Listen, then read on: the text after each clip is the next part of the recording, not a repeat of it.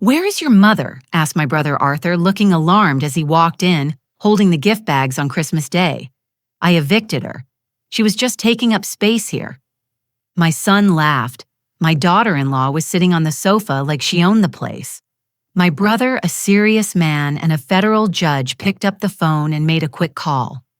Moments later, their lives were transformed into absolute chaos. But let me tell you how we got here, because this story didn't start on that Christmas night.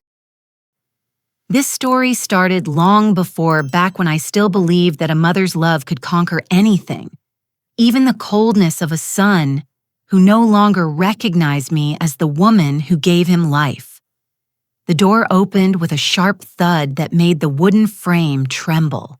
Arthur walked in, carrying 3 gift bags wrapped in gold and red paper, with shiny bows, reflecting the lights of the Christmas tree twinkling in the corner of the living room. His face wore that serene expression that always characterized him, that calm of a man who had spent 30 years behind a dark oak desk, handing down sentences, listening to testimonies separating truth from lies with the precision of a surgeon.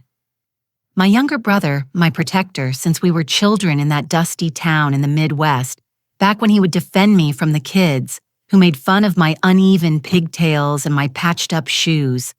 Arthur. Always Arthur. The man who never raised his voice but who could make any liar look down with just a single glance. The man who had promised our parents on their deathbed that he would take care of me if anything bad ever happened. And now he was here in this house that I had bought myself with the money of my grief, with the blood-stained money of my dead husband.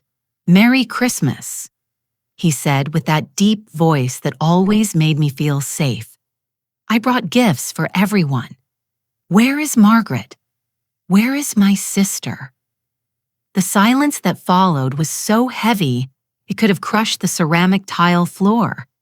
Caleb was standing by the large window overlooking the front yard, that garden I had planted with my own hands when we moved here, 15 years ago, back when he still called me Mom with affection and not with that distant tone he adopted after getting married. He was wearing an impeccable white shirt, black dress pants, and shiny shoes that probably cost more than my entire wardrobe combined. My son. My Caleb, the boy who had cried in my arms when his father died, crushed by those steel beams at the construction site. The teenager who had sworn he would always take care of me, that he would never leave me alone, that I was the most important thing in his life, that Caleb didn't exist anymore. The man standing in front of Arthur was a stranger with my son's face. Caleb turned slowly, and on his lips was a smile. A small, almost imperceptible smile. But it was there. A smile that froze my blood when I saw it for the first time just 2 hours ago, when he threw my things into black plastic bags and told me to leave. A smile that said he had won something, that he had managed to free himself from a burden, that he was finally free. "I evicted her," he said with that terrifying tranquility, like someone talking about the weather. "She was just taking up space here." The gift bags fell from Arthur's hands. The sound was dull, muffled by the expensive cream-colored carpet that Veronica had chosen 6 months ago. That carpet I couldn't walk on with my old slippers because she said they stained it. The gold ribbons came undone and one of the packages opened, partially revealing the corner of a purple box. "What did you say?" Arthur's voice came out low, dangerously low. That voice, I knew that voice that had preceded sentences of 30 years in prison. That voice that meant something terrible was about to happen. And then Veronica moved.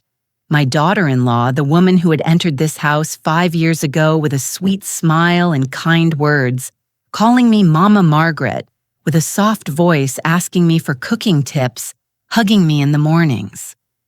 The woman who had transformed into my silent executioner, into the architect of my destruction, into the snake whispering poison into my son's ear every night until he could no longer see his own mother with the eyes of love. Veronica got up from the large brown leather sofa. That sofa I had chosen when I still had a voice in this house, when I was still consulted on decisions, when I was still treated like the owner and not the intruder.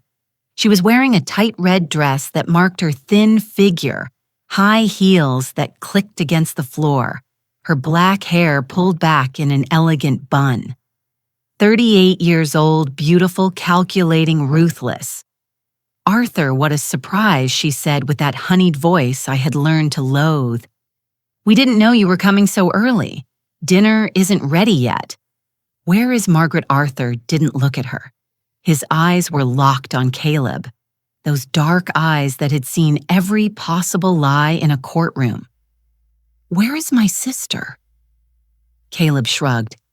That casual, indifferent gesture, as if we were talking about a housekeeper and not his mother.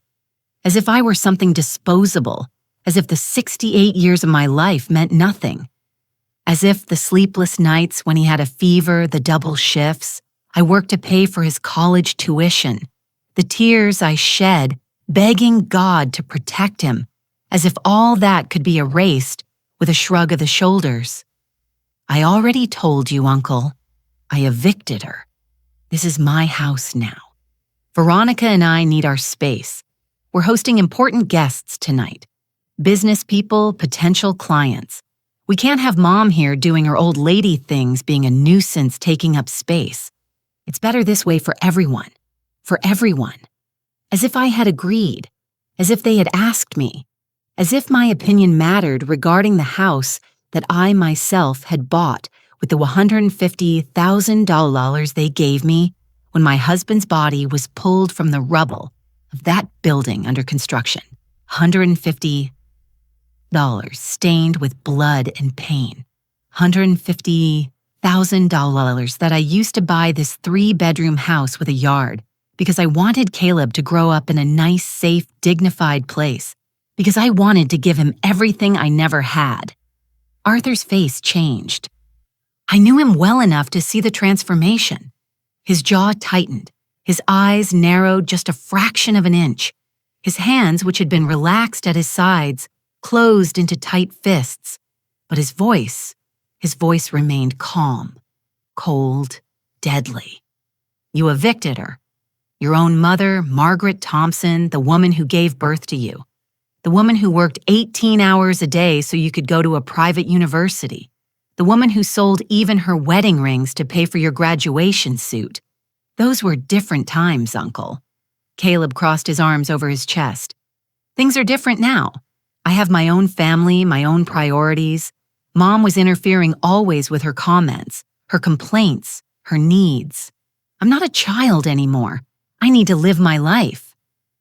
Veronica walked over to Caleb and put a hand on his shoulder, a possessive gesture, a gesture that said, "This man is mine. This house is mine. This victory is mine." Her red lips curled into a small, triumphant smile. "You understand, Arthur," she said softly. "It's just that Margaret and I have very different personalities. She is from another generation. She doesn't understand how we live now. And frankly, Caleb needs to focus on his career, on growing the business. He can't be worrying about his mom all the time." Arthur took a step forward, just one. But that step made Caleb instinctively step back, because Arthur Thompson, retired federal judge, a man who had faced down cartel leaders in court, who had withstood bribery attempts and death threats, who had sent men 3 times his size to prison, had a presence that filled any room when he was angry. "Where is she now?" he asked. "Right now, where is Margaret? I don't know." Caleb avoided his gaze. "She left. I left her on the corner with her things. I guess she took a taxi or something. You left her on the corner on Christmas Eve with her things. A 68-year-old woman in the street." Arthur's words weren't a question. They were an accusation. Each word fell like a hammer striking metal. "She has money." Veronica intervened quickly. "We gave her some cash. She can go to a hotel or stay with a friend. It's not like we left her destitute." Arthur took his phone out of his gray suit pocket. His fingers moved over the screen, rapidly dialing a number. He brought the device to his ear. The silence in the room was absolute. I could hear my own heart beating from where I was sitting in the back seat of Arthur's car parked outside the house, watching everything through the illuminated window. Because yes, I was there. Arthur had found me on that corner, sitting on the curb of the sidewalk with my 3 black plastic bags beside me, crying like I hadn't cried since my husband's funeral. He had put me in his car, held me in silence while I soaked his shirt with my tears, and then he had told me, "Stay here, sister. Don't go in. Just let me talk to them. I need to see this with my own eyes." And now I was seeing. I was listening to my son laugh about kicking me out. I was watching my daughter-in-law sit on my sofa as if she were a queen on her throne. I was watching how the family I had built with my hands, destroyed by work, crumbled into ashes before my eyes. Benjamin spoke Arthur into the phone. "It's me. I need you to come to this address immediately. Yes, now it is urgent. Bring your briefcase and bring the papers I asked you to prepare last week. Yes, those. The ones for Margaret Thompson? Exactly. I'll be waiting." He ended the call, put the phone away, and then he looked at Caleb with an expression I had never seen on him, an expression of absolute contempt. "What are you doing?" Caleb asked. And for the first time, there was a touch of nervousness in his voice. "Uncle, this is none of your business. This is between Mom and me." "Oh, it is my business, Caleb." Arthur spoke with a terrible calm. "It is entirely my business, because when you illegally evict a person from their own property, when you commit financial abuse against an elderly person, when you violate the civil rights of a 68-year-old woman, it becomes my business. And more importantly, it becomes a federal matter." "What are you talking about?" Caleb's voice went up an octave. "Her property. This is my house. I bought it. I pay the bills. I did the renovations. Mom only lived here because I allowed it. Out of charity. Out of charity." That word came out of my son's mouth as if it were the most natural thing in the world. As if the 15 years I had lived under this roof, cooking, cleaning, taking care of him when he came home, tired from work, ironing his shirts at 6 in the morning so he would look impeccable for his meetings. As if all that had been a favor he was doing me, as if I were a beggar, grateful for the crumbs of his generosity. Arthur reached into the inside pocket of his jacket. He pulled out a small black leather notebook and a silver pen. He opened the notebook to a blank page and began to write. His movements were slow, deliberate, almost ceremonial. Every stroke of the pen on the paper sounded like a verdict being written. "I need you to tell me something, Caleb," he said without looking up from the notebook. "This house, the one at 345 Oak Avenue, the 3-bedroom house, 2 bathrooms, 2-car garage front, and backyard. When exactly did you buy it?" Caleb looked at Veronica. She returned the look, and I could see something pass between them. A silent communication, a moment of doubt. The first indication that perhaps, just perhaps, they hadn't thought through all the details of their perfect plan to get rid of me. 15 years ago, Caleb said, "Finally, when I graduated and got my first job at the architecture firm, Mom and I bought it together. Well, technically, I bought it. She contributed some money, but the loan was in my name." "Some money," repeated Arthur, writing. "How much exactly was that?" "Some money, I don't remember exactly." Caleb shifted uncomfortably. "It was like $20,000 or $30,000, I think, a contribution. But I paid the rest. I signed the mortgage loan. I've been paying the monthly payments all these years, $20,000 or $30,000. Arthur nodded slowly, as if he were weighing this information with great care. "Interesting. And do you have any document to back up this version of events? Any contract? Any receipt? Any proof of bank transfer from your account to Margaret's for that purchase money?" The silence that followed was deafening. Caleb opened his mouth, closed. It opened it again. His eyes sought Veronica again. but she was looking away, studying her perfectly manicured red nails as if they were suddenly the most fascinating thing in the world. "I don't need documents, Uncle." Caleb tried to sound firm, but his voice trembled slightly. This was 15 years ago. It was a family agreement between Mom and me. There was no need for formal papers. Besides, she lived here rent-free for all this time, without paying rent, without paying utilities, without contributing anything I would say that more than paid back any contribution she might have made. Arthur stopped writing. He looked up. His eyes met Caleb's and held the gaze until my son had to look away toward the ceramic floor. "Lived," rent-free said.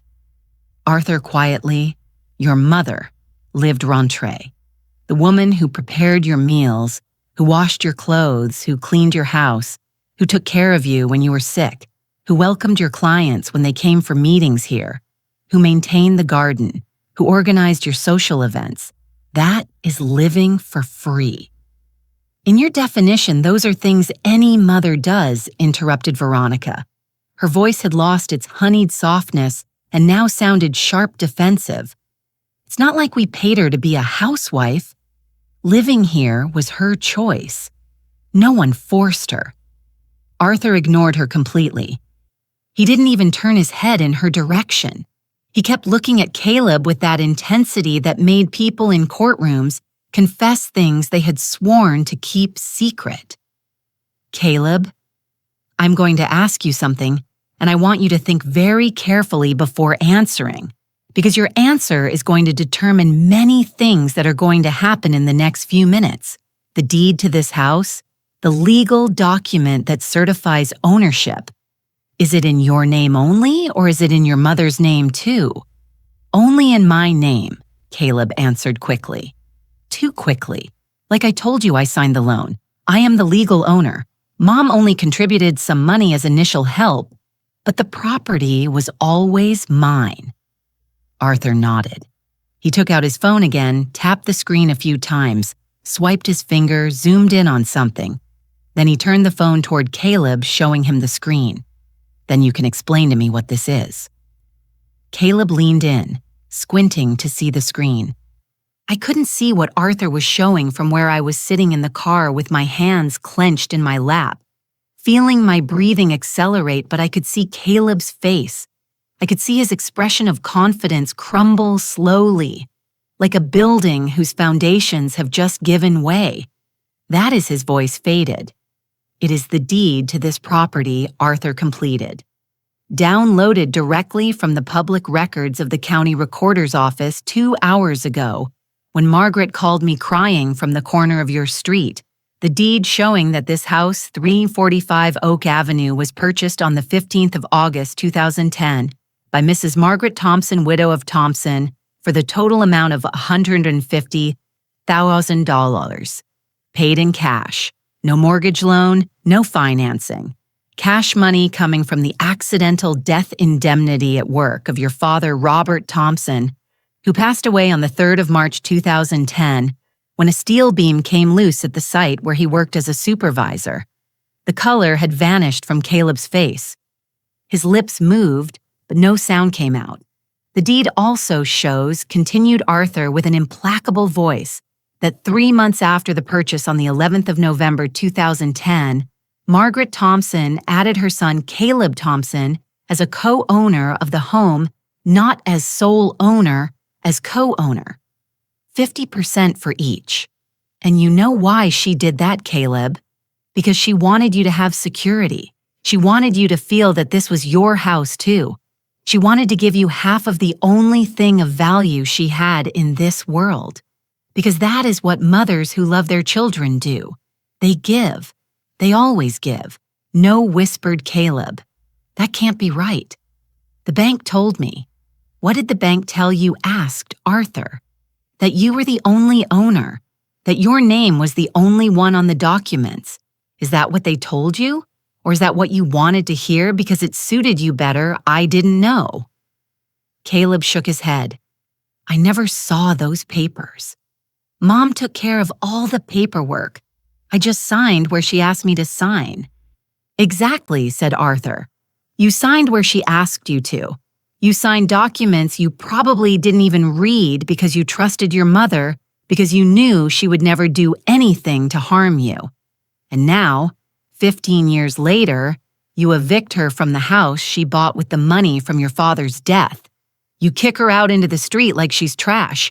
You tell her she was just taking up space. Arthur put the phone away, closed. The black notebook put away the pen.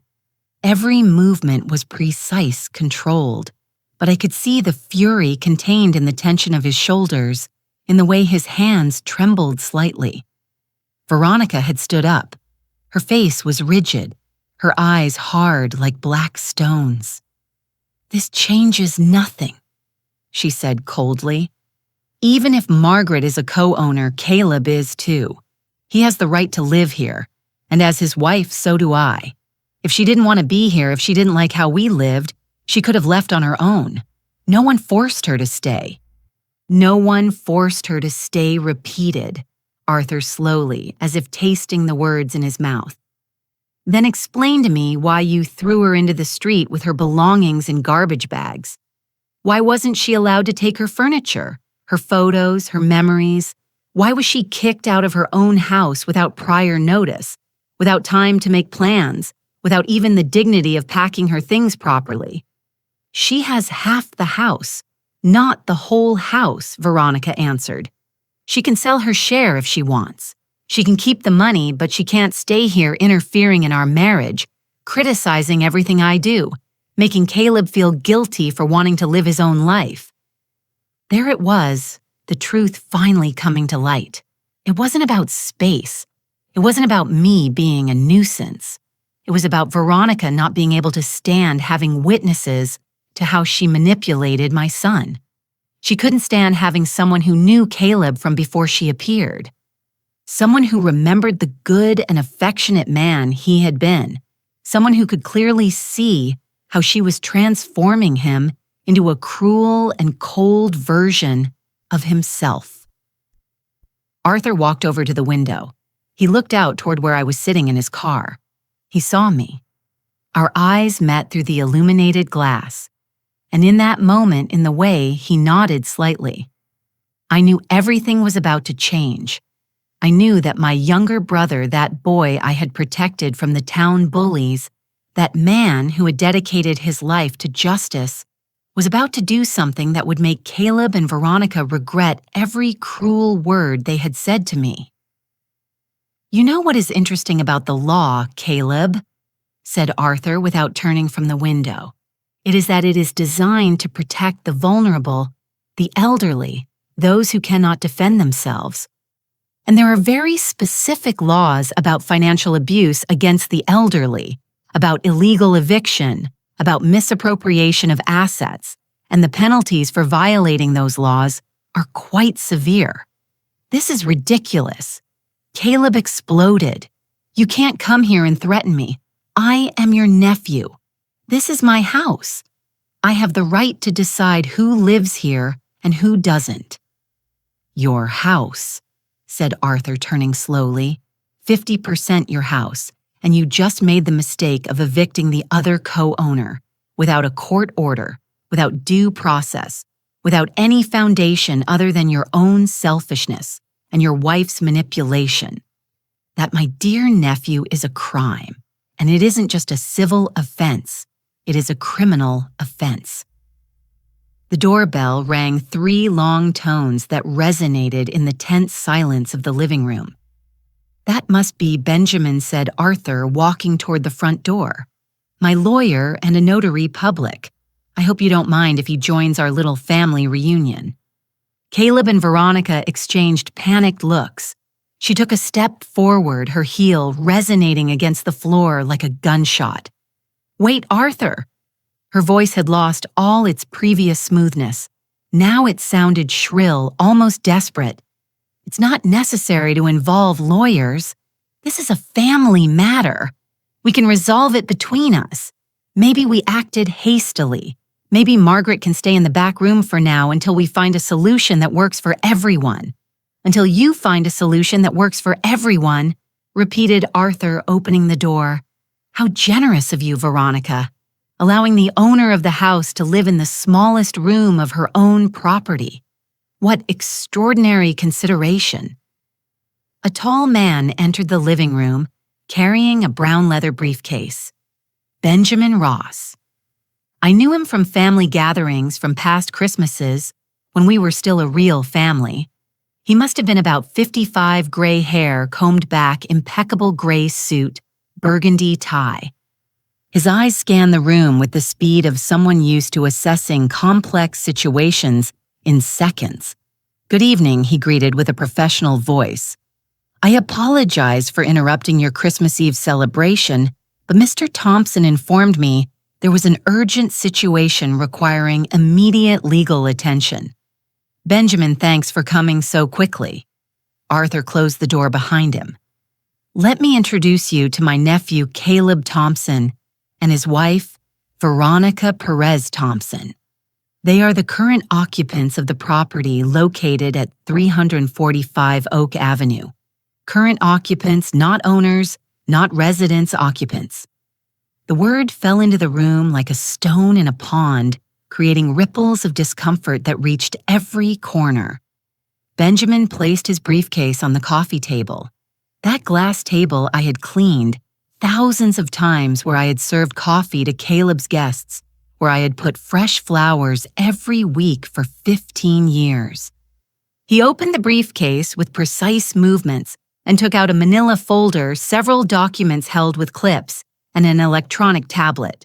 "Mr. Thompson, Mrs. Perez, Thompson," Benjamin began with a formal tone. "I am here representing Mrs. Margaret Thompson, legal co-owner of this home. I have been informed that tonight at approximately 5:30 in the afternoon, you proceeded to remove my client from the property without her consent, utilizing methods that constitute illegal eviction, coercion, and potential financial violence against an elderly adult. That is a lie." Caleb took a step forward. His hands turned into fists at his sides. "No one removed her by force. We asked her to leave. There is a difference." "Ah, so you admit you asked her to leave." Benjamin took a small digital recorder out of his jacket pocket. "Do you mind if I record this conversation? It is completely legal in this state, as long as one of the parties consents, and I consent for documentation purposes." "Of course we aren't going to say anything else without our own lawyer present," intervened Veronica, crossing her arms. "That is your right." Benjamin nodded, pressing the record button. "Anyway, however, I must inform you that I already have sufficient evidence to proceed. Testimonies from neighbors who saw Mrs. Thompson being escorted off the property with her belongings in plastic bags, text messages, and emails documenting a pattern of psychological abuse over the last 6 months, and of course the property deed clearly demonstrating misuse. Thompson is a legal co-owner of this real estate." Veronica had gone visibly pale. Her hands trembled slightly as she gripped the back of the sofa. What messages, she asked with a tense voice. What emails? Benjamin took out the tablet and swiped his finger over the screen. "Oh, there are quite a few. For example, this text message you sent to Caleb on October 3rd. I quote verbatim, 'I can't stand having your mother here anymore.' She meddles in everything. Criticizes how I cook, how I clean, how I dress. You need to choose Caleb. Either she goes or I go." End quote. Caleb turned toward Veronica with wide eyes. "You told him that." She didn't answer. Her lips were pressed into a thin line, her eyes fixed on the floor. "Oh, and this other one," continued Benjamin, from November 23rd. "I'm sick of your mother acting like this is her house. I told her she can't use the living room when we have guests. And what do? Nothing. You defend her. You need to set boundaries or this isn't going to work." He swiped again. "Oh, and this is interesting. From December 10th, just 4 days ago, Caleb, I spoke to my father. He has a contact who can get us the papers. So the house is completely in your name. No one has to know. Your mom doesn't even understand these things. It would be easy," Fraud said Arthur quietly. conspiracy to commit real estate fraud. Veronica, you just added several more years to your possible prison sentence. Prison. Caleb's voice cracked. Arthur, this is going too far. We are family. You can't do this. Family. Arthur walked up to Caleb until he was inches from his face. You treated your mother like trash. You kicked her into the street on Christmas Eve. You stripped her of her dignity, her home, her security, and now you talk to me about family. Tell me, Caleb, where was your sense of family when you put your mother's things in garbage bags? Where was your respect when you told her she was just taking up space? Where was your love when you left her on the corner, not caring if she had anywhere to go? I couldn't keep watching all this from the car. My heart was beating so fast I felt like it was going to explode. My hands were shaking. I opened the car door. I got out. My legs barely held me up after hours of crying, of feeling my world collapse, of asking myself what I had done wrong to deserve this.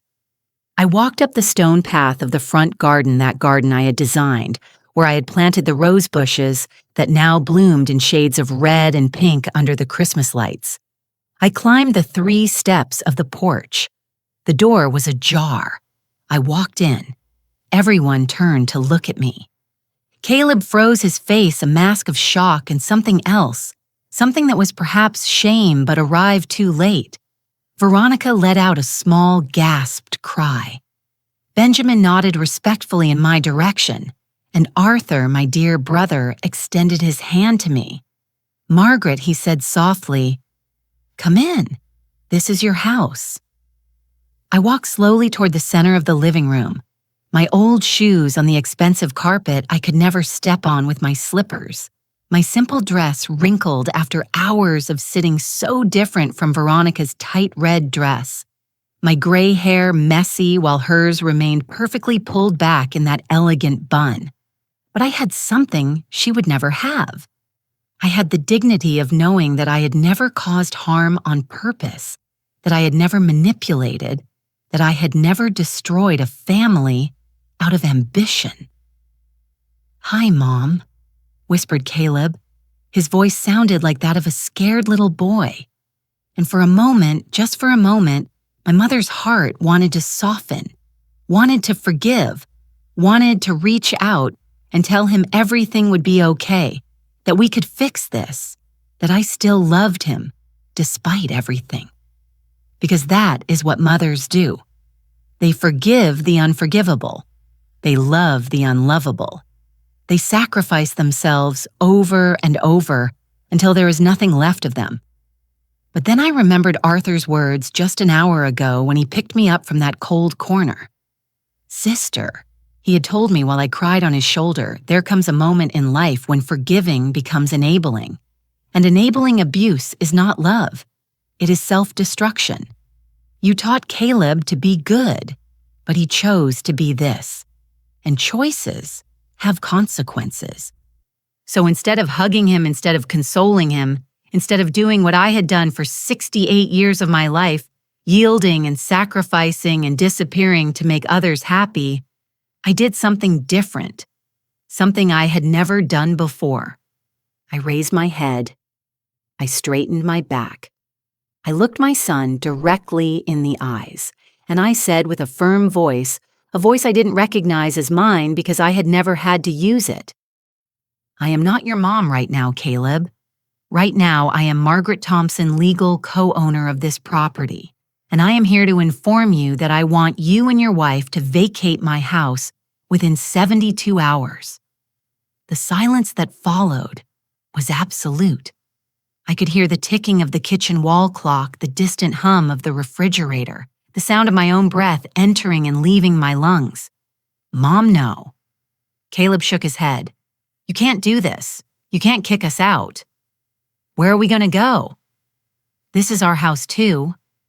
"It was our house," I corrected. "It was our house when we respected each other, when we shared the space with consideration, when I was treated like a human being and not like an old piece of furniture that gets in the way.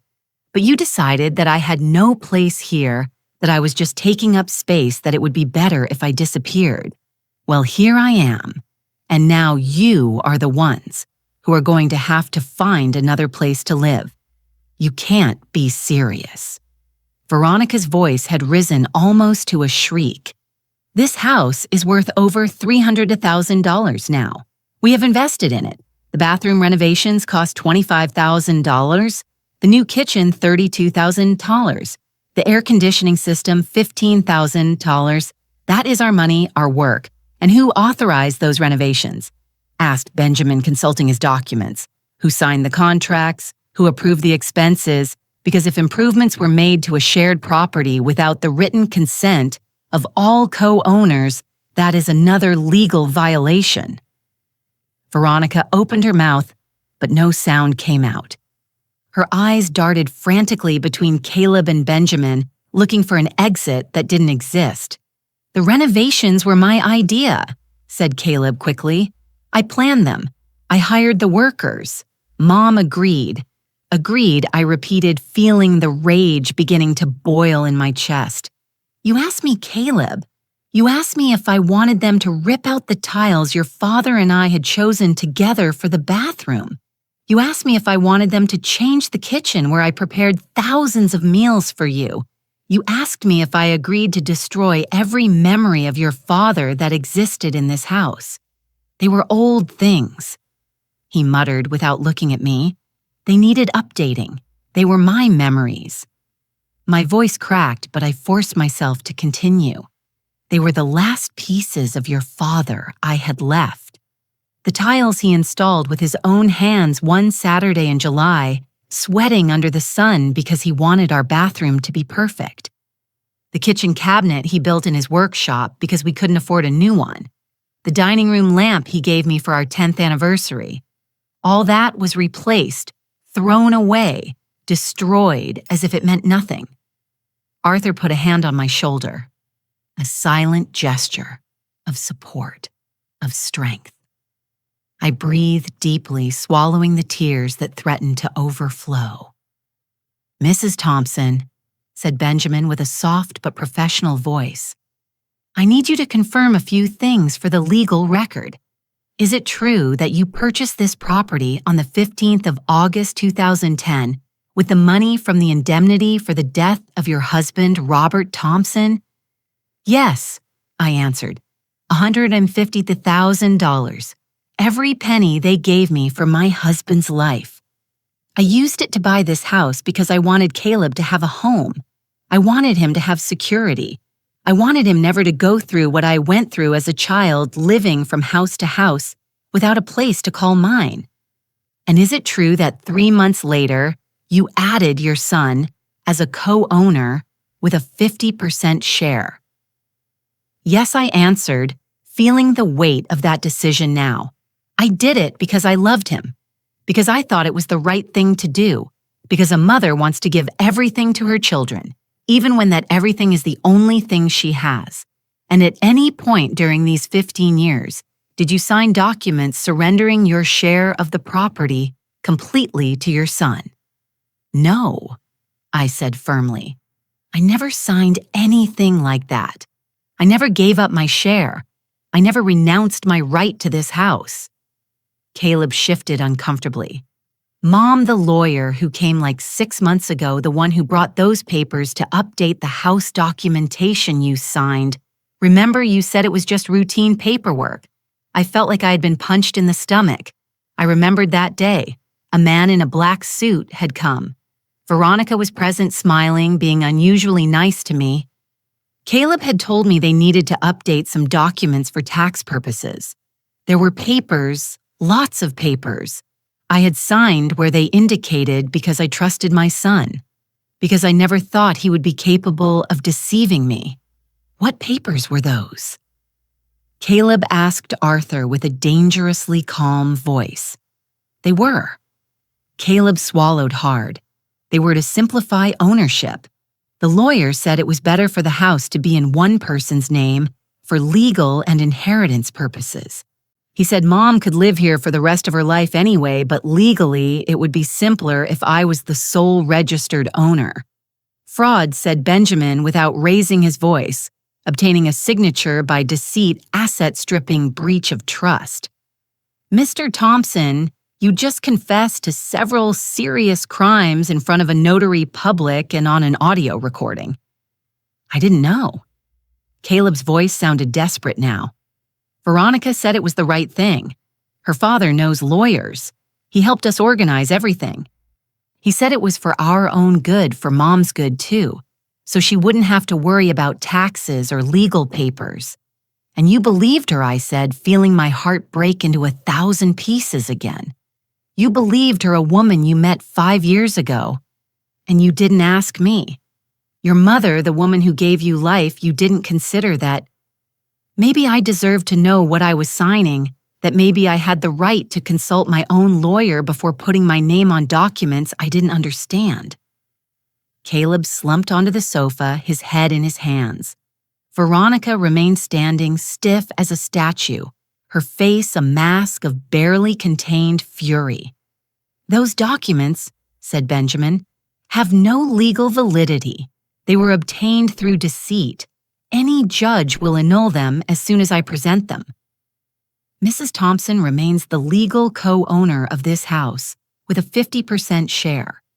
And as a co-owner, she has every right to request the eviction of the other occupants if there is evidence of abuse, fraud, or behavior that puts her well-being at risk. Then we are going to sell the house, said Veronica, suddenly her voice cold and calculating again. If Margaret has 50%, we can sell the property and split the money. She takes her share, we take ours, and we all move on with our lives.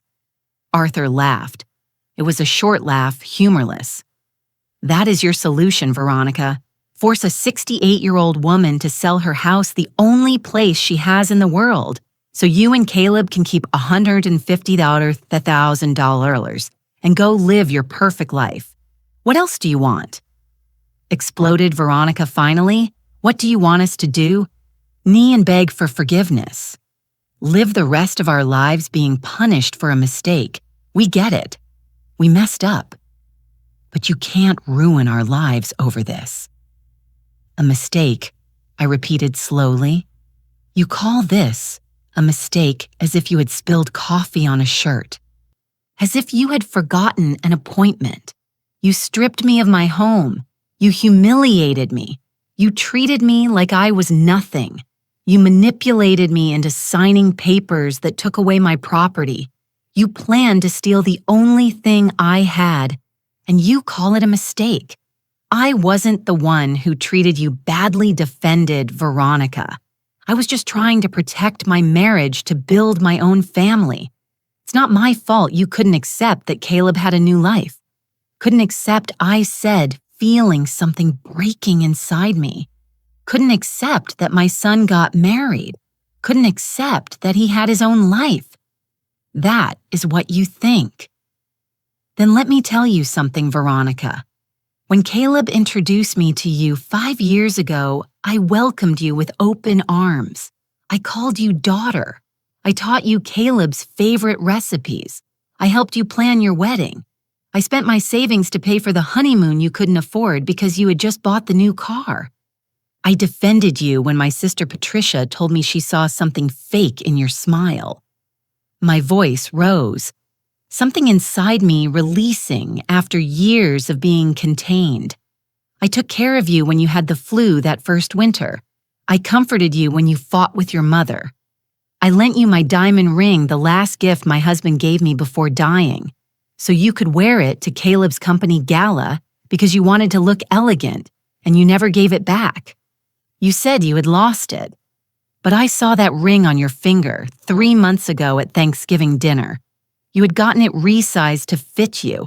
You kept my dead husband's ring and never said anything. Veronica palled. Caleb looked at her with wide eyes. That's not true, stammered Veronica. I didn't. Yes, it is, interrupted Arthur. I saw it too at that dinner. I was going to say something, but Margaret asked me not to. She said she didn't want to cause trouble, that maybe there was an explanation that she didn't want to fight on Thanksgiving. My sister has spent years swallowing pain, accepting humiliations, staying quiet to keep the peace, and you interpreted it as weakness, as permission to keep abusing. Benjamin cleared his throat, bringing the attention back to legal matters. Mrs. Thompson, based on all this information on the testimonies I have heard tonight, and on the documents I have in my possession, my professional recommendation is the following. First, we need to annul any document you signed without full knowledge of the implications. Second, we need to formally establish your rights as a co-owner. And third, we need to decide if you wish to press criminal charges for fraud, asset stripping, and elder abuse. Criminal charges. Caleb's voice sounded like a wail. Mom, no, please. I can go to prison for this. My career, my reputation, everything would be ruined. I looked at him, at my son, the baby I had carried in my arms, the boy I had comforted at night after his father's death. The young man who had graduated with honors from college, thanks to my work at 2 jobs. The man who had become a stranger before my eyes. You should have thought of that before, I said, with a voice I barely recognized as mine. You should have thought of your career before kicking me into the street. You should have thought of your reputation before humiliating me in front of your wife. You should have thought of the consequences before stealing my home. But you didn't do any of that. You only thought of yourself, of what you wanted, of what was convenient for you. And now that there are consequences, now that you have to face what you did, you come to me asking for mercy. I am your son, he whispered. And there were tears in his eyes. That has to mean something. It means everything I answered, feeling my own tears threatening to come out. That is why it hurts so much. Because you are my son. Because I would have given my life for you without thinking twice. Because I spent 68 years loving you more than anything in this world. And you chose a woman you met 5 years ago over the woman who gave you life. I turned to Benjamin, wiping my tears with the back of my hand. What happens if I press charges? I asked. What really happens? Benjamin took a deep breath before answering. Asset stripping through fraud is a felony in this state. The penalty can be from 2 to 8 years in prison depending on the value of the property involved. Elder abuse adds 1 to 3 additional years. And if conspiracy is proven, meaning multiple people plan these acts together, she would also face charges with similar sentences. Veronica let out a choked sound. She brought her hands to her chest as if she couldn't breathe. Furthermore, continued Benjamin, there would be civil consequences. You could be sued for damages. Caleb's professional license as an architect could be revoked. His assets could be seized to pay restitution. And all this would remain on his permanent record, affecting future employment opportunities, credit even where they can live. No, moaned Veronica. No, no, no. This cannot be happening. We are not criminals. We are good people. We have a life. We have plans. We are going to have children soon. You can't destroy us like this. Good plans, I said bitterly. Plans that included getting rid of me first. Tell me, Veronica, where was I going to be in those family plans of yours? In what cheap nursing home did you plan to put me when you could no longer use me as a free servant? It wasn't like that. She shook her head frantically. We just wanted our space. We just wanted privacy. We weren't going to abandon you. We were going to help you find a good place where you lived comfortably. A good place, I repeated. Like the street corner where you left me today. That kind of good place. Arthur approached me and took my hands in his. His eyes sought mine with protective intensity. Sister, he said in a low but firm voice. I know this is difficult. I know he is your son, but you need to understand something. If you let them get away with it now, if there are no real consequences, this will only get worse. People like them don't learn from words. They learn from actions, from real loss, from real pain. And what happens to me, I asked. What kind of mother am I if I send my own son to prison? You are a mother who finally put herself first, answered Arthur. You are a woman who decided her dignity is worth more than other people's comfort. You are a human being who said enough. I looked at Caleb.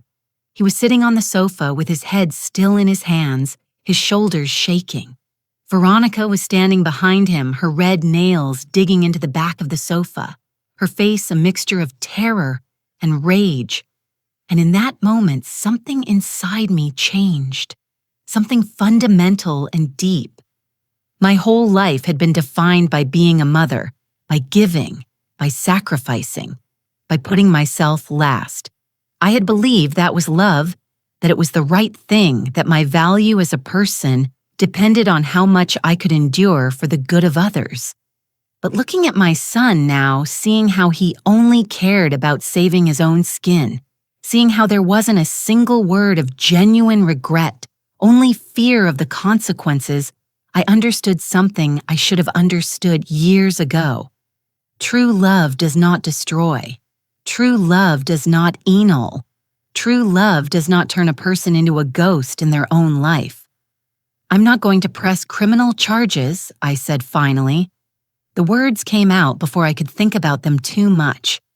Caleb lifted his head, his eyes shining with hope, but I raised my hand before he could speak. Not yet. There are conditions. I turned to Benjamin. What options do I have that don't involve criminal charges but protect my rights? Benjamin nodded as if he had expected this question.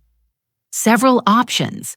First, we can annul the fraudulent documents and formally reinstate your 50% ownership. Second, as a co-owner, you can request a court order for eviction based on the documented abusive conduct. Third, you can sue civilly for damages without pressing criminal charges. And fourth, you can force the sale of the property and keep your proportional share of the current value. How much is the house worth now, I asked. With the renovations and the real estate market increase, calculated Benjamin, consulting his tablet, probably between $320,000 and $350,000.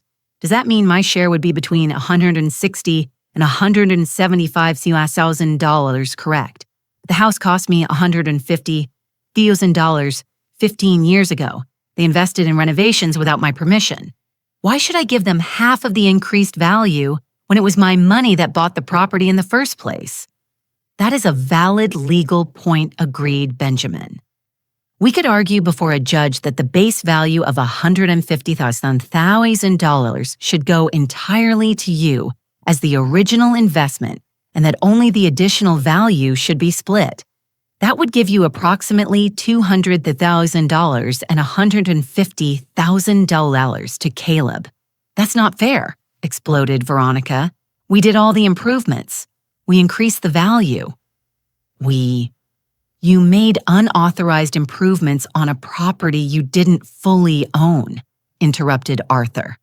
That was your mistake. In illegal or unauthorized construction on shared property, the benefit generally goes to the owner who did not authorize the improvements. So actually, Margaret would be being generous by leaving you anything. I felt a strange sensation of power. For the first time in years, perhaps in decades, I felt I had control over my own life, that my decisions mattered, that I mattered. Here is what is going to happen, I said with a firm voice. Benjamin is going to annul the fraudulent documents. He is going to reinstate my 50% ownership of this house. Then we are going to put the house up for sale. Mom, no. Caleb stood up. This is our home. Where are we going to live? You should have thought of that before. I responded without hesitation. When you kicked me out, where did you think I was going to live? When you left me in the street, you didn't care about my home. Now it is your turn to feel what that feels like. The house is being sold. I continued ignoring his protests. The money is divided as Benjamin suggested. I keep $200,000. You two get $150,000. With that, you can buy a smaller apartment, rent, whatever. It's not my problem. And if we refuse to sell? Asked Veronica with clenched teeth. Then I press criminal charges, I said, looking her directly in the eyes. And you both go to prison and the house will be sold anyway to pay restitution and legal costs. And you won't see a cent. You choose. The silence that followed was long and heavy. I could hear the clock ticking the wind outside, moving the branches of the Christmas tree I had decorated myself that morning before everything collapsed. Veronica's agitated breathing, the sound of Caleb trying to hold back tears. There is something else, said Benjamin. Mrs. Thompson, you mentioned a ring. Your late husband's diamond ring that Mrs. Perez Thompson currently has in her possession. Veronica instinctively covered her left hand with her right, hiding the ring. That ring, continued Benjamin, was given to Mrs. Perez Thompson on loan, not as a gift.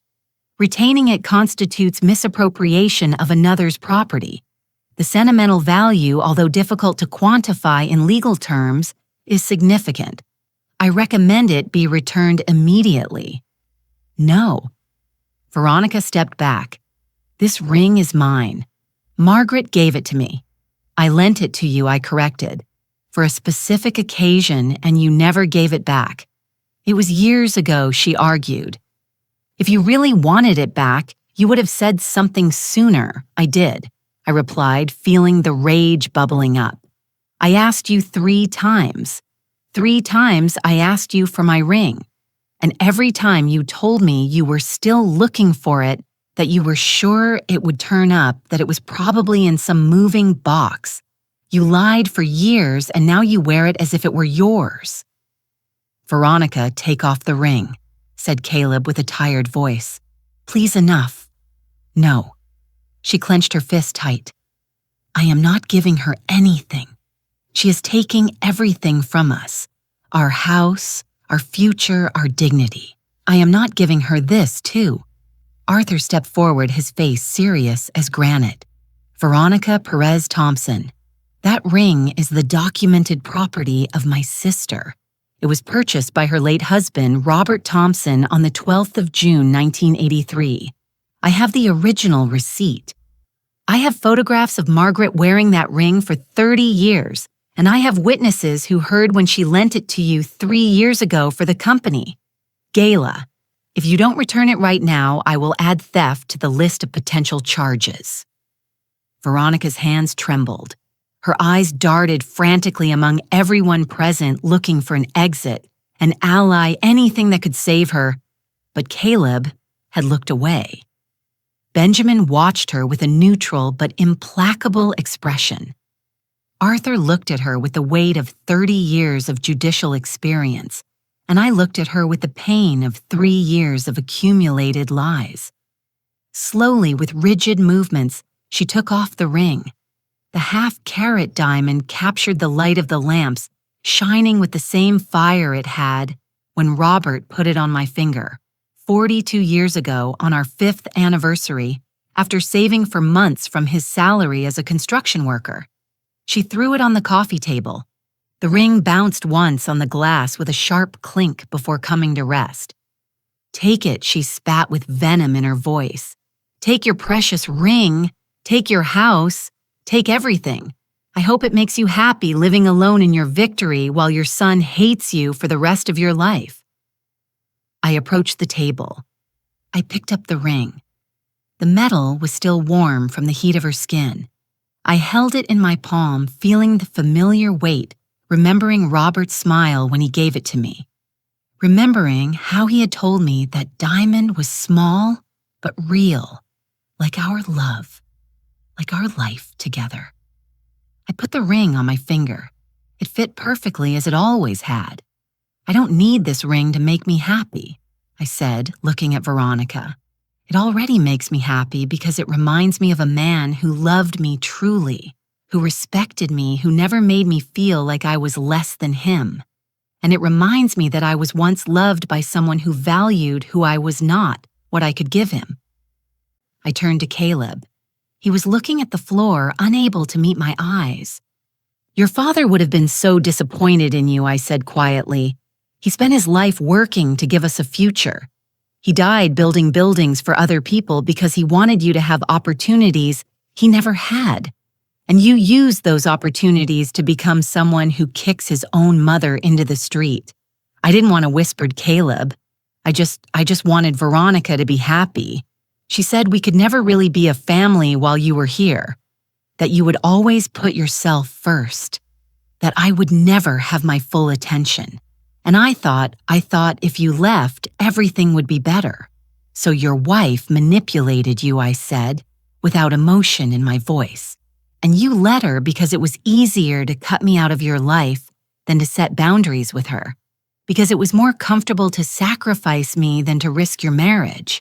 Because in the end, I had always been there, always forgiven, always come back. And you thought this time wouldn't be different. Caleb finally looked up. His eyes were red, swollen. I wondered if it was genuine guilt or just fear of the consequences. "I'm sorry," he said. "Mom, I'm so sorry. I don't know what I was thinking. You can stay. Please stay in the house. We'll make it work. Veronica and I can change. We can be better." I looked at my son. I saw the 5-year-old boy crying in my arms after nightmares.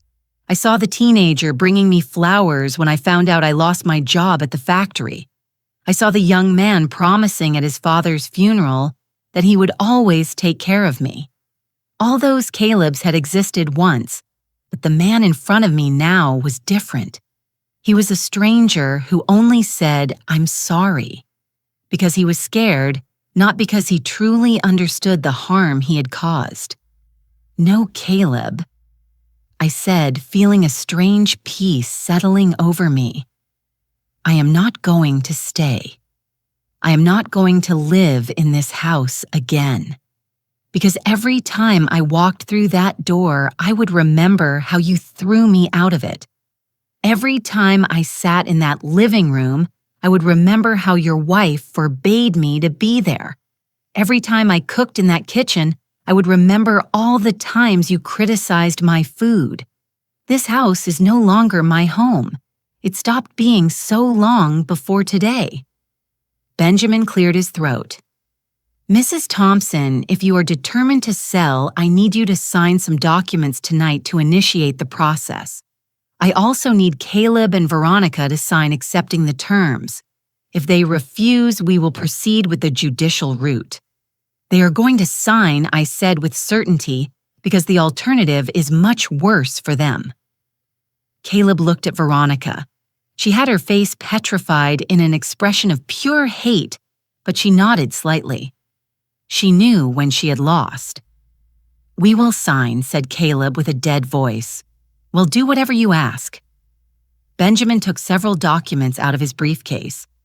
He spread them out on the coffee table next to the Christmas gifts Arthur had brought, and that lay forgotten on the floor.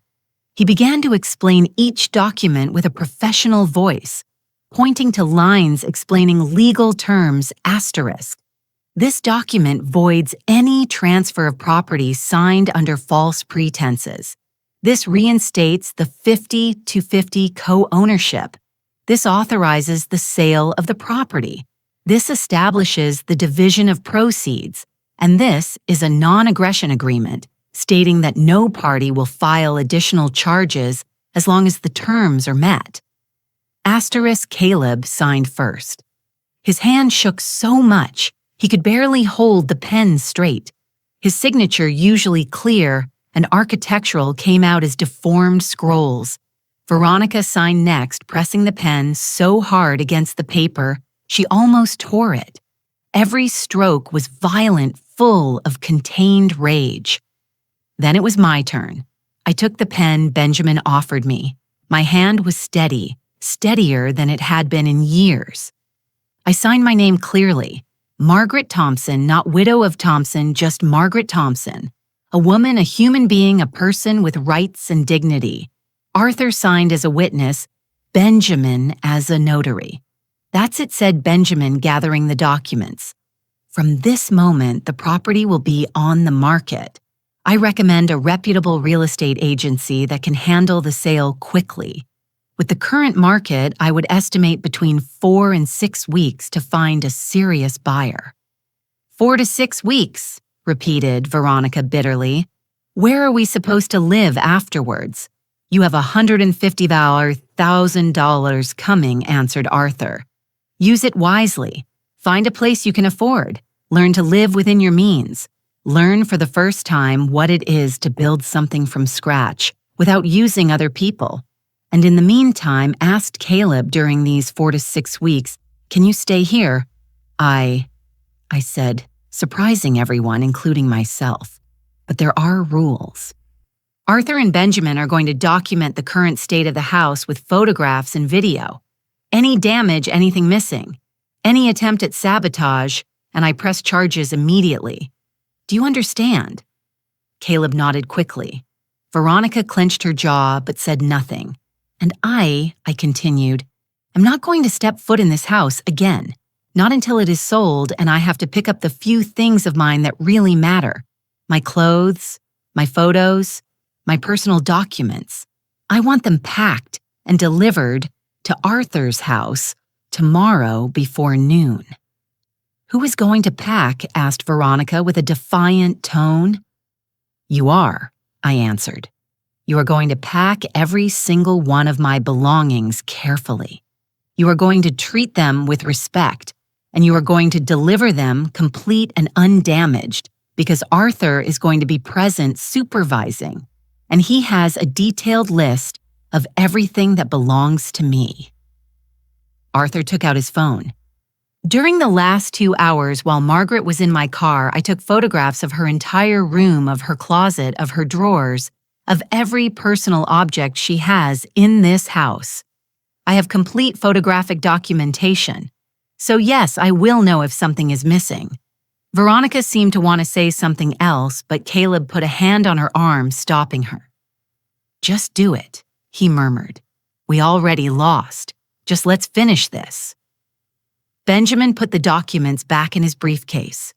Mrs. Thompson, Mr. Thompson, this concludes the initial legal process. You will receive certified copies of all documents within 48 hours. The real estate agency will contact you within a week. And remember, the non-aggression agreement is conditional. Any violation of the terms voids it automatically. Understood, said Caleb with a dull voice. I turned toward the door. Arthur picked up the gift bags he had brought. Those bags that had fallen to the floor, what seemed like years ago, but had actually been less than 2 hours. Wait, Caleb's voice stopped me. Mom, wait. Please, I stopped. But I didn't turn around. I know I have no right to ask you for anything. Caleb continued.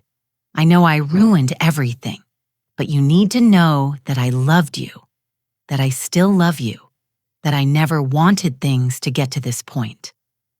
I turned slowly. I looked him in the eyes, those eyes that had been identical to his father's. Love isn't what you feel, Caleb, I said with a tired voice. Love is what you do, and what you did was betray me in the worst way possible. So don't talk to me about love. You have no idea what that word means. I walked out of the house. Arthur closed the door behind us. The cold air of Christmas night hit my face. I could hear carols playing from the neighbor's house. Colored lights twinkled in every yard on the street. Families gathered happy, celebrating. And I was walking away from the only house I had called home for 15 years. But strangely, I didn't feel sad. I didn't feel lost. I felt light, as if I had dropped a huge weight I had been carrying for so long, I didn't even remember what it felt like to walk without it. Arthur opened his car door. He helped me in gently. Benjamin put his briefcase in his own vehicle and said goodbye with a respectful nod before driving off. How do you feel? Asked Arthur as he started the engine. I don't know, I answered honestly. I should feel destroyed. I just lost my son. I just lost my house. I just lost everything I built over 15 years. Arthur drove in silence for a moment before answering. You didn't lose anything, sister. They took it from you. There is a difference. And now you are recovering what is yours, your dignity, your worth, your life. We arrived at his house 30 minutes later. A smaller house than mine, but cozy, full of books and mementos from his career as a judge. He had never married. He always said his work was his wife, but I knew part of the reason was that he had dedicated so much time taking care of me, supporting me after Robert's death, helping me with Caleb when he was a child, that he had simply never found the right time.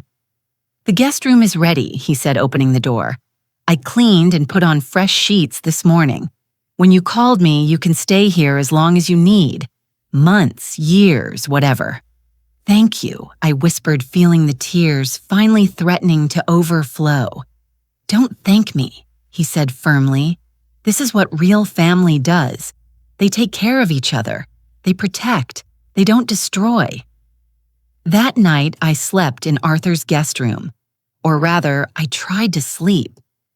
I lay awake looking at the unfamiliar ceiling, listening to the strange sounds of a house that wasn't mine, feeling the void where my son's love should be. But I also felt something else, something new, something it took me hours to identify. It was freedom. The following days passed in a strange haze. Caleb called many times. He left voicemails crying, begging, promising to change. Veronica also called. Although her messages were different, more calculating, talking about agreements, negotiations, ways we could resolve this without lawyers or forced sales. I didn't answer any calls. Arthur supervised the delivery of my belongings. They arrived in carefully packed boxes, every object wrapped in paper, every garment folded correctly.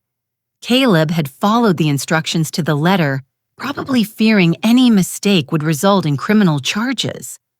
I opened the boxes slowly. My old clothes, my family photos, the albums from when Caleb was a child. The letters Robert had written to me while we were dating. My mother's rosary, the shawl knitted by my grandmother, pieces of a life I had thought was complete, but now saw was built on fragile foundations. A week after Christmas, the real estate agency contacted all parties. The house was officially on the market. The suggested listing price was $335,000. With market conditions and the desirable location, they expected quick offers. 2 weeks later, the first offer arrived, $320,000 cash closing in 30 days. Benjamin gathered us all in his office to discuss the offer. I arrived with Arthur. Caleb and Veronica arrived together, but there was a distance between them, a physical space revealing cracks in their perfect marriage. "It's a good offer," said Benjamin. "The market is competitive, but this is solid. My recommendation is to accept." "We accept," I said immediately. Caleb nodded without saying a word. Veronica signed the acceptance documents with abrupt movements. "Closing is scheduled for February 20th, informed Benjamin. By that date, the property must be completely vacated. Mr. and Mrs. Thompson have until February 15th to move out and leave the house in sale condition." During those weeks, I received more calls, family members who had found out about the situation. My sister Patricia, who lived in San Diego, called furious. "I always knew that woman was a viper," she said, referring to Veronica. "I told you at the wedding, I told you something didn't fit. But no, you wanted to give her the benefit of the doubt. You wanted to believe Caleb had found true love. You were right, I admitted about everything." "And now, what are you going to do?" she asked. "Where are you going to live? I don't know yet," I answered. "R says I can stay with him as long as I want, but I need to find my own place. I need to start over." "With $200,000, you can buy something nice," Patricia pointed out. "Something small, but yours. Completely yours. Without ungrateful children, without manipulative daughters-in-law." She was right. With $200,000, I had options. I could buy a small condo. I could invest part of the money and live off the combined interest and my pension. I could finally live for myself for the first time in 68 years. But before I could make plans, something happened. Caleb appeared at Arthur's door one night in mid-February. I was in the living room reading when the doorbell rang. Arthur opened the door and his expression hardened immediately. "What are you doing here?" he asked with a cold tone. "I need to talk to Mom," said Caleb. His voice sounded broken, desperate. "Please, Uncle, just 5 minutes." Arthur turned to me. "The decision is yours, sister." Part of me wanted to tell him to leave, that I had already heard enough empty apologies.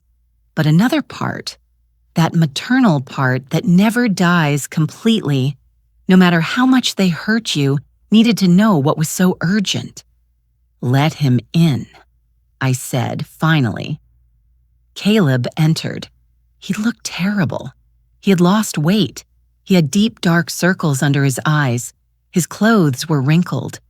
This was not the successful and impeccable man who had stood in that living room weeks ago. This was a destroyed man. "Mom," he began, and his voice cracked immediately. Veronica left me. I remained silent, waiting. "She left 3 days ago," he continued. "She took her things and left. She said she wasn't going to stay with a loser who couldn't even keep his own mother under control. She said I was weak, that I let myself be manipulated by you and Uncle Arthur, that I ruined our future." He let the words settle in the air between us. "And now you are here because you feel alone," I said without emotion. "Because your wife abandoned you when things got tough, because you finally saw who she really was." "No." He shook his head. "I am here because you were right about everything about her, about me, about what I became. And I need you to know that I am sorry. Not because I am scared or because I want something, but because I finally understand what I did to you." Arthur was standing in the doorway of the living room, arms crossed, observing the scene with judge's eyes. "You understand," I repeated. "What exactly is it that you understand, Caleb?" He wiped tears with the back of his hand. "I understand that I spent 5 years letting someone else destroy the most important person in my life. I understand that I changed who I was to please a woman who never really loved me. I understand that I kicked my own mother into the street because it was easier than confronting my wife. I understand that I am a coward." His voice rose full of self-inflicted pain. "I understand that I betrayed everything Dad taught me. I understand that I broke the heart of the only person who was always there for me. I understand that I don't deserve your forgiveness. But I needed to tell you, I needed you to know that I finally see it. I finally see the monster I became." I looked at him, this broken man in front of me, my son, and I felt nothing. I didn't feel the urgency to console him. I didn't feel the impulse to hug him and tell him everything would be okay. I didn't feel the need to sacrifice myself once more to alleviate his pain.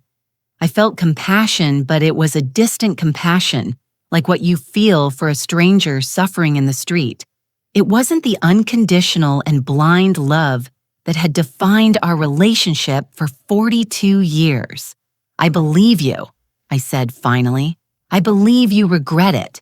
I believe you finally see what you did." But Caleb, regret does not erase the damage. It doesn't turn back time. It doesn't heal wounds. "I know," he whispered. "I know. And I don't expect you to forgive me. I just needed you to know." "There is something else you need to know," I said, taking a deep breath. "I forgive you." His eyes widened with surprise. "I forgive you," I repeated, "because if I don't, this poison will stay inside me forever. Because forgiveness isn't for you. It is for me, for my own peace. But forgiveness doesn't mean forgetting. Forgiveness doesn't mean we go back to what we were. Forgiveness doesn't mean I allow you to hurt me again." "I understand," he said with a broken voice. "I'm not sure you do," I continued. "All your life I was there every time you needed me. every fall, every pain, every problem I appeared. And you learn to expect that, to count on that, to take for granted that Mom would always be there no matter what.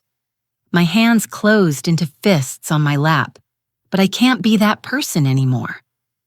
Caleb, I can no longer be the one who always gives, always forgives, always comes back. Because if I keep being that person, I am going to disappear completely. And finally, at 68 years old, I am starting to understand that I matter too, that my life has value beyond what I can give to others. Arthur nodded from his position in the doorway, a gesture almost imperceptible of approval. "So what does this mean?" asked Caleb. "Does it mean we are never going to talk again? Does it mean I lost my mother forever? It means you need to rebuild your life without using me as a crutch," I answered. "It means you need to learn who you are when you don't have Mom fixing everything. It means that the Caleb I raised, that good and affectionate boy, needs to find his way back without my help. And if I find him," he asked with a voice barely audible, "if I become the man I should have been, will there be room for me in your life?" Then I looked at my son. I saw the genuine pain in his eyes. I saw the weight of his actions finally pressing on his shoulders. I saw a man who had hit rock bottom and was trying to find a way up. "I don't know," I said honestly. "Ask me in a year. Ask me when you have demonstrated with actions, not with words, that you really changed. Ask me when you have made peace with who you were and who you want to be. Ask me when you can stand in front of me without carrying guilt or expectations." Caleb nodded slowly. He stood up. He wiped his tears. "I'm going to do it," he said. "I'm going to become someone who would make you proud. Even if you never know. Even if you never speak to me again. I'm going to do it because I need to, because Dad deserves it. Because you deserve it." He headed toward the door. He stopped before leaving.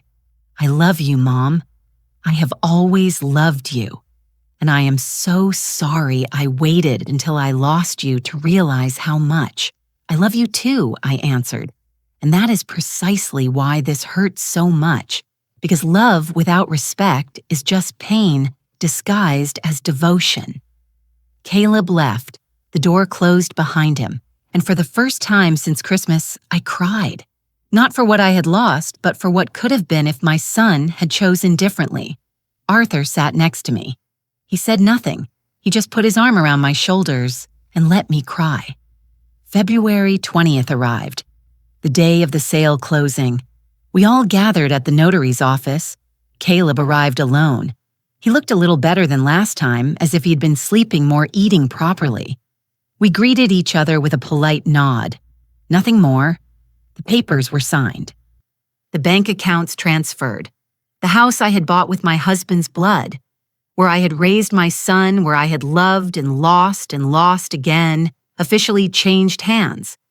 The notary handed out the checks, $200,000 for me, now $20,000 for Caleb after the legal and sale cost he had agreed to cover were deducted. Caleb looked at his check with a blank expression. Veronica had left with $50,000 of their joint savings. He had $120,000 less than his father had originally invested 15 years ago. The irony did not go unnoticed. "What are you going to do now?" Benjamin asked Caleb as he put away the final documents. "I'm going to move into a smaller apartment," Caleb answered. "I'm going to focus on my work. I'm going to rebuild alone." "And you, Margaret?" asked Benjamin, turning to me. "Have you thought about what you will do with your new beginning?" I smiled a small but genuine smile. "I've been looking at condos. There is one near the park where Robert and I used to walk on Sundays.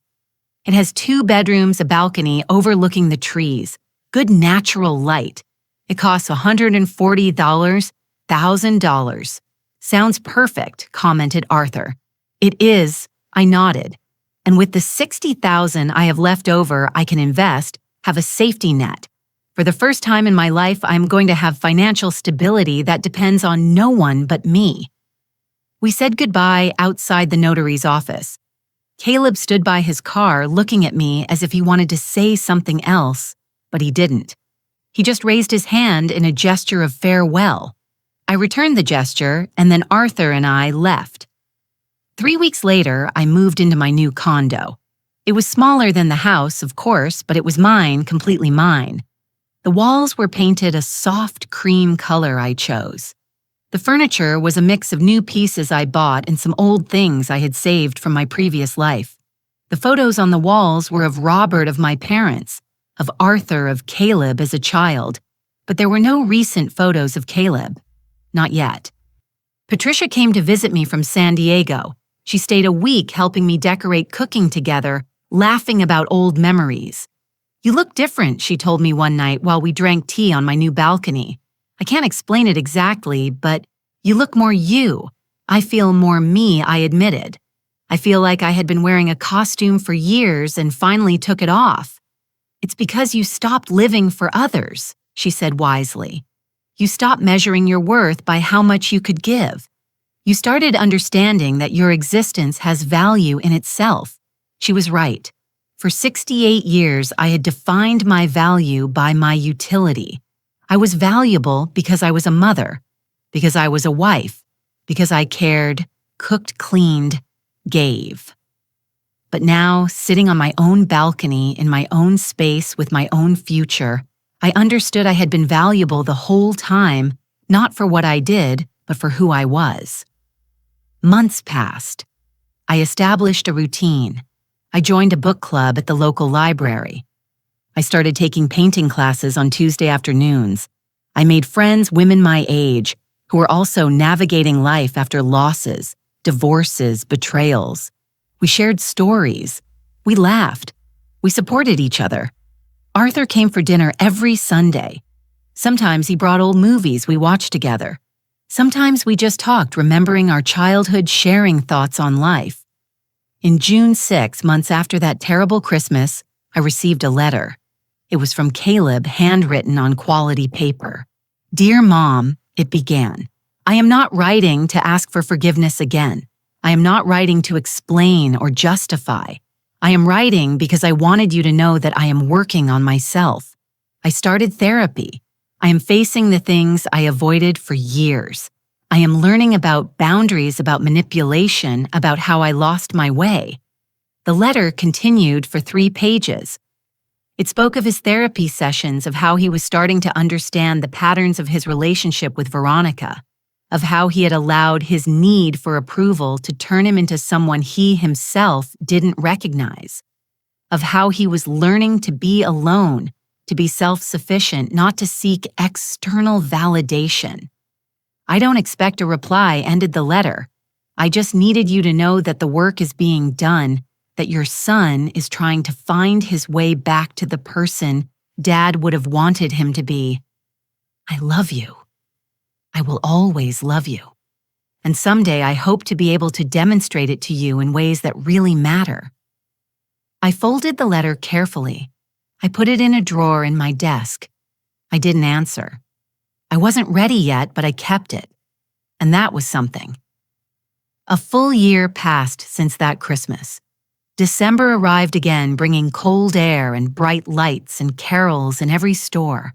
But this year was different. This year I had my own tree in my own living room. This year Arthur and Patricia were coming to my house for Christmas dinner. This year I was the hostess of my own celebration. On Christmas Eve morning, while I was preparing the turkey and setting the table, the doorbell rang. I wasn't expecting anyone until the afternoon. I opened the door and found Caleb, but it wasn't the Caleb I had seen in February at the notary's office. This man looked healthy. His eyes were clear. His posture was different, straighter, but somehow more humble at the same time. He was carrying a small box in his hands. "Hi, Mom," he said with a soft voice. "I know I didn't ask permission to come, and if you want me to leave, I will leave immediately, but I wanted to bring you this." He extended the box. I took it with trembling hands. I opened it. Inside was a photo frame, but it wasn't just any photo. It was a photograph of Robert and me, the day we bought the house. I didn't know this photo existed. We were standing in front of the front yard, Robert with his arm around my shoulders, both smiling with that pure happiness that only comes when you achieve something you thought you could never have. I found it when I was packing my things from the house, explained Caleb. It was in a box in the attic. Dad must have taken it with the camera timer. And when I saw it, I knew I had to give it to you because that house was always yours. It was always the dream you built together, and I had no right to take it from you. Tears began to run down my cheeks. I touched the glass of the frame, tracing the outline of Robert's face. "Thank you," I whispered. "There is something else," said Caleb. "Something I need to tell you. I have been in therapy for 11 months, and my therapist helped me understand something important. For years after Dad died, I turned you into my everything. You were my mother, my father, my support, my whole world, and when Veronica arrived, she saw that. She saw how much power she had over me, and she felt threatened." He paused, organizing his thoughts. "She manipulated me. Yes. But I allowed it because deep down, part of me felt I needed to choose that I couldn't have both things, my mother's love and my wife's love. And I chose wrong. I chose the person who made me feel necessary in ways that inflated my ego instead of the person who loved me unconditionally without asking for anything in return." He took a deep breath. "Now I understand it was never a choice between you two. It was a choice between being manipulated or setting healthy boundaries. It was a choice between losing myself or maintaining my integrity. And I failed. I failed spectacularly.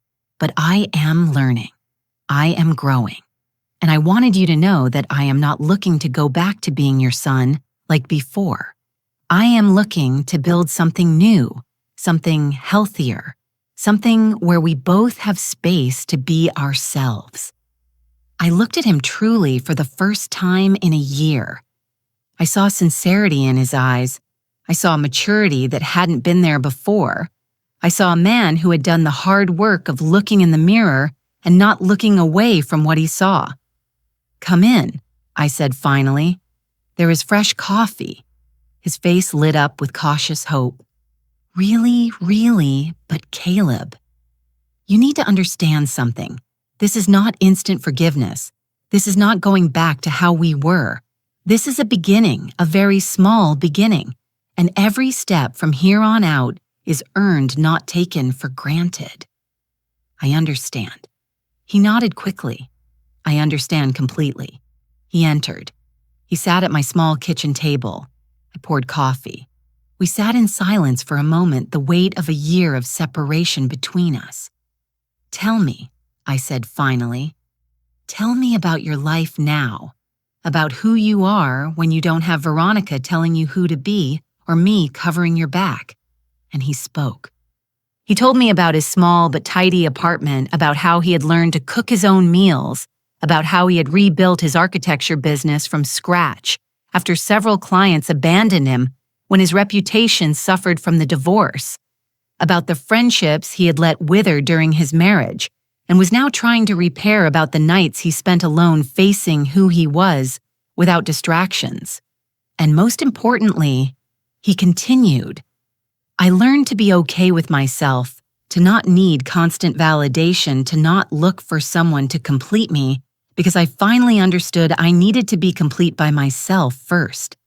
I smiled slightly. "Your father would have been proud to hear that." Caleb's eyes filled with tears.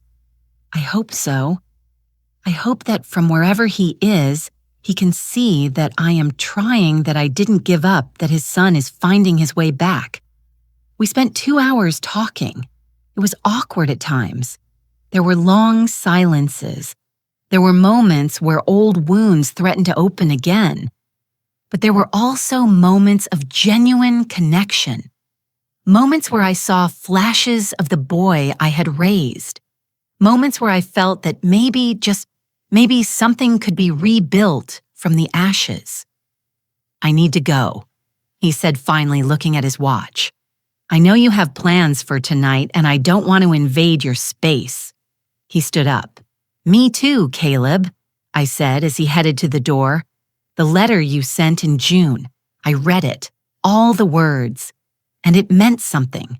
Not enough to reply at that moment, but it meant something. That is more than I deserved." He answered with a soft voice. "Probably." I nodded. But here's the thing about mothers. Even when their children break them, even when they need to distance themselves to protect themselves, a part of them always waits, always keeps a small window open, and you just push that window a little more. "Can I write to you again?" he asked. "Tell you about my progress, keep you updated on my life without expecting replies. Just so you know I'm still working." "You can," I said after thinking about it for a moment, "and this time I'll probably reply. I don't promise when. I don't promise how often, but I'll probably reply." Caleb smiled. It was a small, sad, but genuine smile. "That is more than I dared to hope for. Thank you, Mom, for giving me a chance, for not closing the door completely." He left. I closed the door and leaned against it, holding the frame with the photo of Robert and me. I looked at that image of two young people full of hope starting their life together, and I thought about everything I had lived since then, the love, the loss, the betrayal, the rebirth. Arthur arrived that afternoon with Patricia. They saw the new frame on my shelf and raised their eyebrows with questions. I told them about Caleb's visit, about our conversation, about the small step we had taken. "Be careful," warned Patricia. "Don't let him hurt you again." "I won't," I promised. "But I'm not going to close my heart completely either. There is a difference between protecting yourself and becoming so hard you can no longer feel anything." Arthur nodded with approval. "That is the wisdom you were looking for, sister. It is not revenge. It is not blind forgiveness. It is balance. It is knowing when to open and when to close. It is honoring your pain without letting it define you." We dined together that night. We laughed. We shared stories. We toasted to new beginnings and second chances, and the strength that comes from surviving what you thought would destroy you. And later, when Arthur and Patricia left, and I remained alone in my small condo, I sat on my balcony wrapped in a blanket looking at the city lights. I thought about the woman I had been a year ago, the woman sitting on a cold corner with her belongings in garbage bags, feeling like her life had ended. That woman had believed her value ended where her utility ended. That without someone to take care of, she was no one. That love meant infinite sacrifice without limits or protections. But I wasn't that woman anymore. I was Margaret Thompson, 69 years old, widow, mother, sister, friend, and above all, a woman who had learned that self-love is not selfishness, that setting boundaries is not cruelty, that rebuilding your life after destruction is not abandoning those who hurt you, but honoring yourself. Finally, the house Robert and I bought was no longer mine, but I had built something better. I had built a life where my worth didn't depend on how much I could give or endure, a life where I was enough simply for existing. Caleb would have to make his own way back. He would have to prove with actions, not words, that he had truly changed. And maybe someday, when he had demonstrated that the man he had become was worthy of the trust he had broken, we could have a relationship again. Not like before, never like before, but something new, something healthier, something built on mutual respect instead of unilateral sacrifice. Or maybe not. Maybe the damage was too deep. Maybe some things once broken can never be completely repaired. And that was okay too, because I would be okay either way, because I had learned the most important lesson of all, that my happiness, my peace, my life depended on no one but myself. The cold December wind blew across the balcony. I closed my eyes and breathed deeply, and for the first time in 69 years, I felt completely free. Free from the weight of impossible expectations, free from the need to be everything for everyone, free from measuring my worth by how much I could endure, free from living for others while fading into the shadows. This was my life now. Small, perhaps, quieter, less complicated, but it was mine. Completely, absolutely, unquestionably mine. And in the end, after everything I had lost, everything I had suffered, everything I had survived, that was exactly what I needed. Not revenge, not victory, just peace, just dignity, just the quiet certainty that I would never again allow anyone, not even my own son, to make me feel like I was less than enough. Because I was. I always had been. It just took me 69 years and a broken heart to finally believe it.